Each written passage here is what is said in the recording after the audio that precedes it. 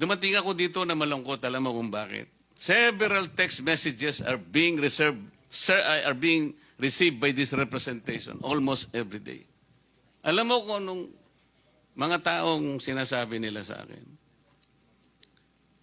Nakikita po namin, sabi niya, kung paano winawaldas ang pera ng bayan.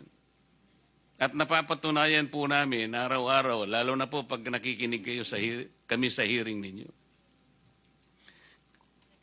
Kami po pawis dugo ang puhunan namin dito. Lalong-lalo na po kami na nasa mababa lang ang kalagayan. Pinipilit naming magbayad ng buwis.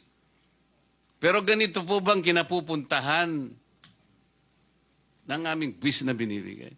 Pwede po ba, kanya, Senator, pwede bang mag-request? Pakikita ko sa iyo ang mga text messages mamaya para sabihin ko lang sa iyo na totoong sinasabi ko. Pwede bang